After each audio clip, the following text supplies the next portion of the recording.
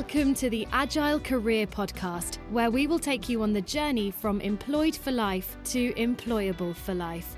We'll give you the tips, insights, and strategies to help you build the transferable skills that you'll need. So let's get started. Please welcome your host, Günther Richter.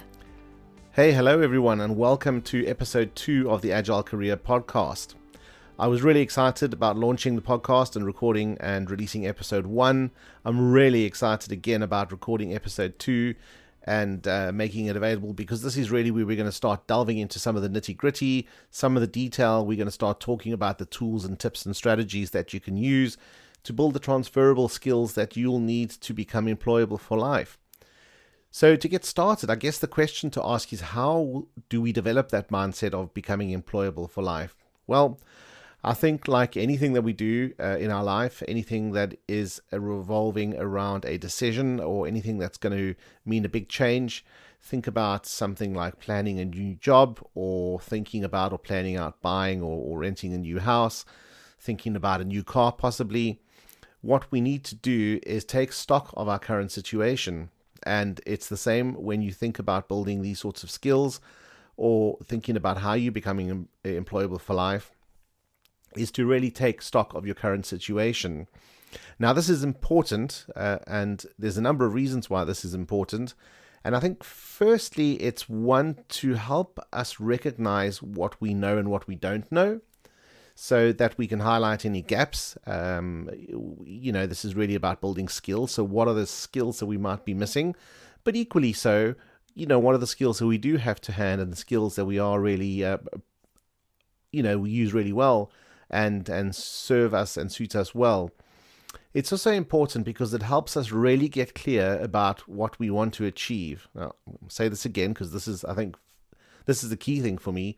It helps us get clear about what we really want to achieve. So it sets a starting point, it sets a baseline, and it helps us measure against that baseline, and it helps us really kind of move forward. And then finally, I think it's important because if we think about leaders of an organization, for instance, before they can lead an organization or before they can lead teams or lead people, they need to be able to lead themselves. And I think this is the key thing here too, is that we need to be able to lead ourselves. And in order to lead ourselves and make ourselves responsible for our careers and our skills, we need to know ourselves. So we need to know how we work well.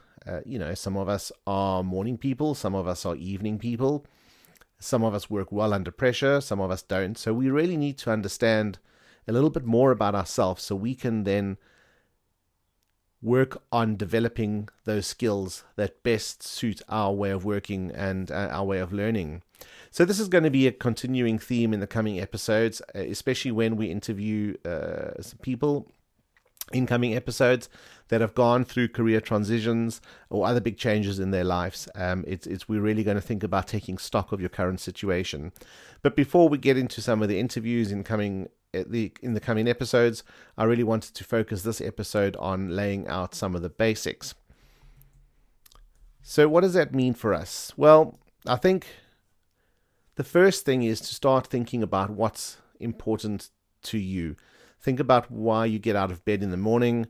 I think the most obvious answer will be because you have to get up and go to work, or, it might be on the weekend where you've planned an exciting day out. This is obviously pre-lockdown, but it's really taking that step back and thinking about what is important to you. Now, Simon Sinek is an author and a speaker, and he talks so well and eloquently about this. He has a book called Start With Why. I'd recommend it. It's a really good read. If you don't have time to read the book, there's some really great videos on TED, on YouTube as well.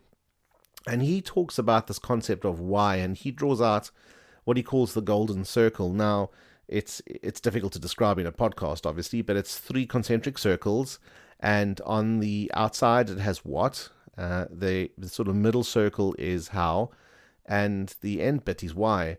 And the way he relates the story is that most of us tend to start off with what it is we do. So what it is we do as a job, what it is we do in our private lives, then how we do it, the skills that we've developed and how we do our job and how we do our day-to-day activities. And then finally, we get to why are we doing this? So, why are we getting out of the bed in the morning? And his take on it is really just flipping it on its head and saying we should really be starting with why. Start thinking about why it is we do things, and then how we do them, and then what it is we do. And I think this is a really good way to start framing this journey, is to really start thinking about why it is you want to do this. Where are you aiming for? Really start with why. And when we translate this into action, again, another key message from Simon Sinek is that people don't buy what you do, they buy why you do it. And this is a really important point. So I think the reason for then starting with why is this is going to help shape your thinking about where you really want to be going. So next, start thinking about your current role. Think about the sorts of activities and the sorts of tasks that you do on a daily basis as part of your job, or perhaps even part of your hobby, and start thinking about whether or not you're challenged. Are you just doing the same things day in and day out without learning any new skills? Or are you being challenged? Are you learning those new skills? Or in fact, are you being challenged and maybe not learning those skills and almost sort of moving backwards rather than forwards, or even staying in a steady state? So think about your current role, think about it a lot, and think about the skills that you do use. Think about the ones that have been with you for a while, and think about the ones that you do develop, and think what else you need. Write these things down. So write down the things that you're good at, but then also think about the things that you're not so good at. So write these down as well. Think about where you think there are areas that you need to improve. Perhaps think about some of the feedback you've received in the past, whether it's improving something like presentation skills, or the way you manage your time, or the way you learn any sorts of technical tools or abilities. And I'd recommend taking this as far as doing a full SWOT analysis. If you're not familiar with SWOT, it's an acronym which is SWOT, and it stands for strengths, weaknesses, opportunities, and threats. And you really don't need to you don't need to make this a complicated exercise. Use a piece of paper, draw a sort of cross on the paper, a horizontal line, a vertical line, and you'll end up with 4 quadrants. Not very good at counting today. And really just think about strengths. Write down all the strengths that you can identify, your strengths. Then think about your weaknesses in the 2nd quadrant. Finally, then think about your opportunities. So what do you see laid out before you? Where do you think you can grow? What are the potential employment opportunities, for instance? Where are the opportunities to learn new things? And then the flip side of the opportunities is thinking about the threats. Now, a threat could be anything like the current crisis we're experiencing. It's posing a massive risk to many of us and our jobs, the way we live our lives. But, think beyond that as well. That's just an example that's very, very timely and very relevant at the moment. But really start thinking about those threats, because once you do that, it's going to help you understand and identify where some of those gaps are that you need to address, and the skills that you'll need to start building. So I think you probably be fairly aware of your strengths and weaknesses, whether you've done an explicit exercise like this and written them down, or whether it's more implicit and you tend to think about them now and then. But you probably don't spend a lot thinking about opportunities and threats. So really drill down into these and spend some time on these. What this helps us do then is start moving forward. And as I said a few minutes into the start of the podcast, was really getting to know yourself. Try and understand what really makes you tick. What are the things that motivate you? What are the things you enjoy? What gets you down? What are the things you don't enjoy? A good example, personally, I work well under pressure. So I do sometimes tend to leave things to the last moment. My wife says I'm a massive procrastinator. I think of it as I like to think things out. But I do admit that I like to work, or tend to work better under pressure. And I will leave things later rather than doing them sooner. And this works for me, but it's because I know this of myself, and I leverage it to my benefit rather than letting it become a problem and not getting to do the things that I need to do. So you can then also think about looking externally. One of the things you could do, and I do recommend, is that you reach out to your family, reach out to your friends. You can reach out to previous employers, or you can reach out to your current employers or colleagues and just ask the one question: what is my superpower? So have them describe what it is you do potentially better than anyone else, and also what it is to them that really stands out about you. Now, this sometimes becomes difficult because we all have to admit that we're not gold medal Olympians. I might be really good at writing documents, but I'm certainly not a professional author. I certainly wouldn't be able to write a novel like Harry Potter, for instance. You might be a digital marketer, but you're not the best in the world.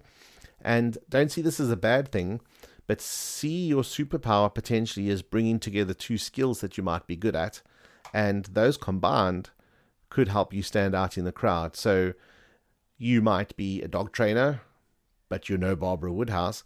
But at the same time, you might really know a lot about online business and digital marketing.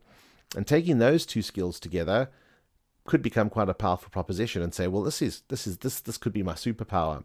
So think about it in that context. Don't get yourself down and think that, I'm not a 100-meter sprinter and I haven't won a gold medal. Just think about it in the context of perhaps combining some of your strengths and your skills. And I think this is really valuable and will help you think a little more clearly about your current situation. Once you've gone through all of this, and it's probably not going to be 15 minutes that you'll sit down and write all the stuff down on a piece of paper or write it up in a Word document or whatever it is, you might need to spend a few hours on this, come back to it, go away, do some thinking, do some introspection, and, ask people for help. Reach out to your family and friends. Think about feedback you've gotten in the past, like I said so before, and collate all of this information and then start working through this information. So once you've done all that, how is this going to help us? Where does this stand us in terms of thinking about our current situation? Well, the first question to say is, having gone through all of this, then does this information help you understand or better understand your unique talents? And I think sometimes some of these challenges are that, we sometimes can't see the wood for the trees. So another tip I'd recommend is potentially looking at some personality type tests, or a good one that I've previously done. It's called the Clifton Strengths. It used to be called the Gallup Strengths Finder. There was a book available on Amazon called Strength Finder 2.0, I think it was, and it came with a code for a free online test. You don't need the book. You can go and do the test online. It does cost, I don't know, I think it's $30 or $40, but it really is worth it. And what it'll do is it'll take you through this guided questionnaire, and it'll draw out some of your key strengths. And once it's done that, it gives you some tools and tips to help develop and leverage those strengths. So how to really make the most of what those strengths are. So having that information then will help you understand or better understand your unique talents. And then having done that, you'll be able to think about, having gone through this exercise, how then can I add value to my current role, for instance, or how can I add value to my current skill sets? And think about how you can use this knowledge and these strengths to add value to those around you, because this is often a way that we grow. We help ourselves by helping others. Many people do that. They are, the term sometimes uses servants to others, and not in a negative way, but through helping others and helping others grow, we grow ourselves. So this is something I think that is definitely of value. And then even think about how this might add value to the organization you work for, whether it's your full-time job or whether it's a charity you volunteer for. Think about how this can add value to the organization.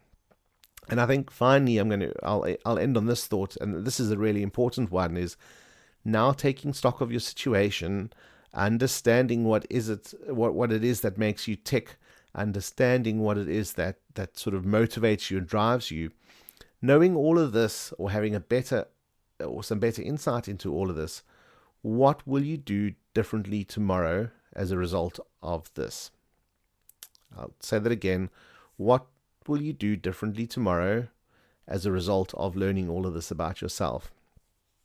So hopefully that's given you a starting point to embark on this journey. We've laid out quite a bit in the last few minutes. I think we're looking at probably hitting about the 15-minute mark now, so I won't ramble on. What I will do, though, is ask you if you've enjoyed the show, whichever podcast platform you're listening to, please rate it, please subscribe to it so you get notified of new episodes as and when they launch. I'm currently looking at doing at least an episode a week. There may be more. We've got some really, really exciting guests lined up. In episode 3, we're definitely going to have a guest, so I'm really excited about that. It's going to be a really interesting interview, so I can promise you that, and obviously hope to get you back to listen to episode number 3. If you want to find out anything more about this podcast, you can find out more at my website. It's www.gunterrichter.com. That's GUNTERRICHTER. www.gunterrichter.com. Thank you so much for listening, and I look forward to seeing you back for episode 3. Take care of yourselves.